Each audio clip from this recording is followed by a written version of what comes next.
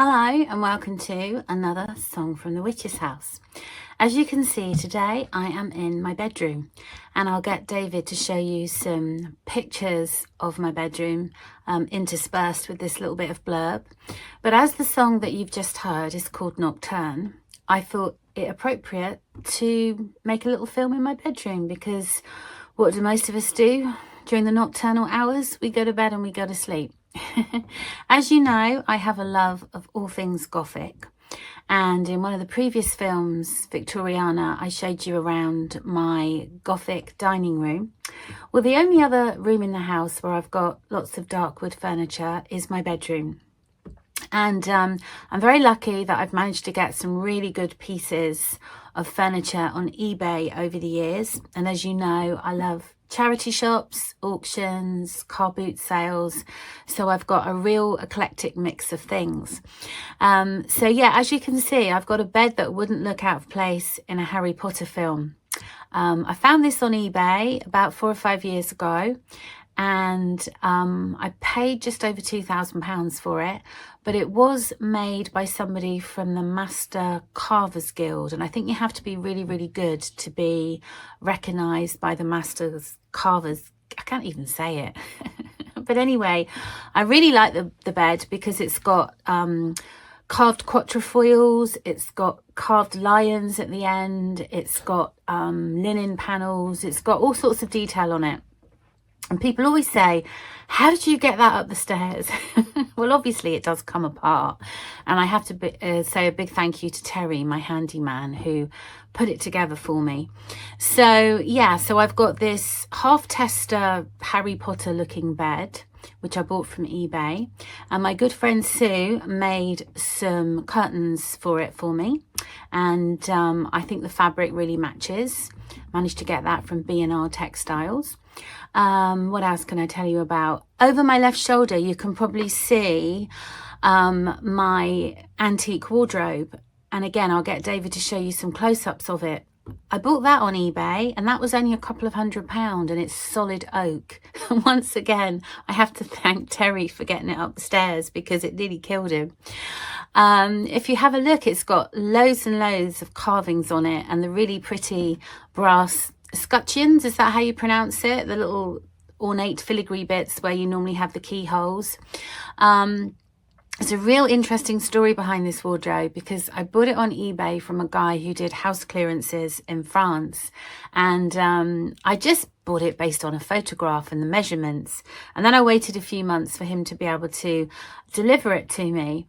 And when he finally turned up with this wardrobe, he had this carrier bag. And he said, here, he said, this was inside your wardrobe, so I guess it belongs to you. And inside the carrier bag were all these animal skulls and herbs.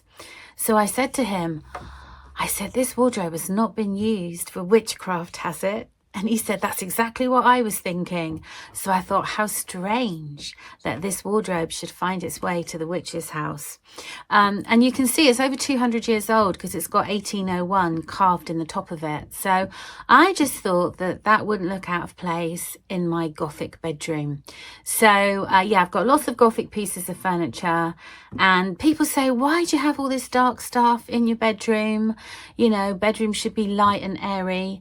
And I just have to disagree because I like the darkness that this furniture creates and I think it helps me get to sleep. And I like nothing more on a cold winter's night than to snuggle up into my Gothic bed with Bugsy and the half tester bit. It makes me feel very safe and secure and I never have any trouble getting to sleep. So yeah, so let me tell you about the song Nocturne then. So Nocturne was written around about 2013. I started writing the lyrics and the whole idea was that I wanted to write a song that kind of paid homage to the nighttime. So it was always going to be one of my more Gothic songs, and I had the idea of using all the different symbolism to kind of express darkness, you know, words like sable and Whitby jet and nightingales and all those things that conjure up the nighttime. And I suppose I was thinking of that magical feeling of nighttime that you often get as a child. When I was a child, my parents would put me to bed about 8:30 when I was about 7 or 8 years old. And that was it. You had to stay in bed till the following morning, and woe betide you if you got out of bed before it was time to get up. So I think in my entire childhood, there was only about a handful of times when I ever snuck out of bed in the middle of the night. And when you're a child and you sneak out of bed in the middle of the night, I always think the nighttime has that kind of magical feeling to it that's kind of slightly scary as well, feeling like, you know, you don't belong there. And that was what I was hoping to create with this song, just describing the gathering darkness and then going through those wee small hours. But before the song was finished, I experienced another loss in my family. As you know, a lot of my songs were sort of inspired by grief. And so when I returned to the song, I was grieving the loss of somebody. And it was then that I realized that going through the wee small hours of the night is actually quite difficult when you're grieving.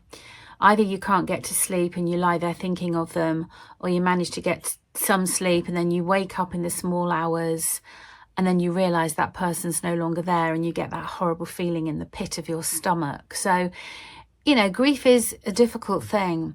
So when I returned to the lyrics of this song then, I kind of also wanted to make it about them and about the experience of grieving, but also transcendence. And it's a topic that I've touched upon before in other songs. I think the first song we ever shared with you, No More Time, I was talking about the timelessness of precious moments. And I think with this song in the chorus, what I'm trying to say is that you may have lost somebody, they may no longer be of this earth, but when you think about them, your thoughts carry a certain power. And I think it gives you the ability to connect with them. So even though they may not be of this realm, I think that by thinking of them, wherever they are, they know that you're thinking about them and you have that connection with them. And it's as if you bring them right back into your present by thinking about them.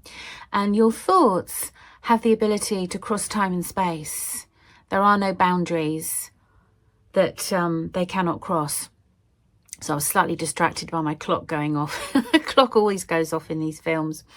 So yes, it's about transcendence. It's about the fact that your thoughts can cross oceans and galaxies, time and space, that you can connect with that person.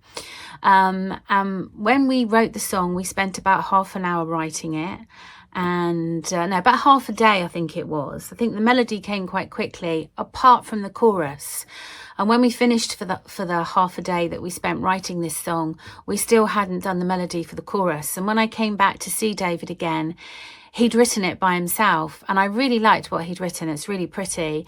But he did say to me, I haven't left you anywhere to breathe. So it is actually quite a hard song to sing live, because I have to really think consciously about where I'm going to take a breath to fit all the words in, because I'm not a trained singer or anything. You know, I'm just somebody who grew up listening to ABBA and Debbie Harry and dancing around my bedroom with my makeshift microphone, which was probably a deodorant bottle at the time. So I haven't had any professional training or anything, and I'm sure that probably shows. But anyway, so yeah, we got together, and I really like the middle eight that David has written. I like the part of the song where everything stops and it's quite stripped back and all you can hear is his piano playing. He asked me to write a couple of lines for that part, and obviously I was thinking about the person that I'd lost. So I came up with the lines, but the night sky is blackest just before dawn, but for you a new day will never be born. Because obviously I was thinking that was it. No more days for that person. They're never going to see another sunrise. And I guess that's what we think about all of us, isn't it? We all have a finite number of days, and we never know how many days that might be. So that's my song Nocturne. It started off paying homage to the nighttime, and then it morphed into a bit of a grieving experience. It was one of the last songs that my mum heard, and she really liked it. She thought it was one of our better songs. So I really hope that you like it. I must give a shout out to Pete.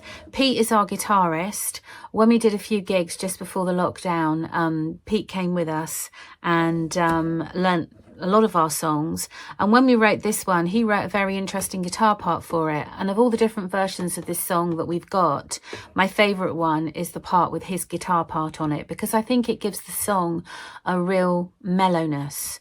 And so hopefully we might get Pete to feature in some of these films as the weeks and months roll on. We haven't seen him much lately, but, you know, we do keep in touch. Yeah, so that's Nocturne, and I usually say a few words about my jewellery that I'm wearing. I think this song is going out in April, and in April I think that's the month of diamonds. Today I'm wearing black diamonds because the song I'm talking to you about is of the night time. I've actually got some marcasite and black diamonds on. I don't know if you can see that, but I've got a moonstone ring surrounded by black diamonds, and then a marcasite watch which kind of matches. And then on the other hand, because I had the spider's web, I thought I'll have to wear my spider.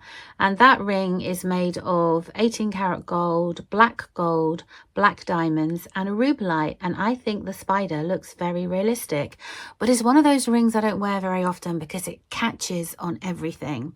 But there, I thought it suited my Nocturne song. Anyway, thank you ever so much for listening to our song.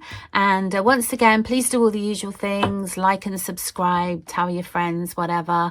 We're hoping that by the end of the year, we'll have around about 25 films on our channel. And then we're going to try and do something to promote it. Because at the moment, I know that when I make these films, I'm really only talking to friends and family. So thank you for supporting us. And until we meet again on the next moon, whether it be a full moon or a new moon, some witchy magic is coming your way.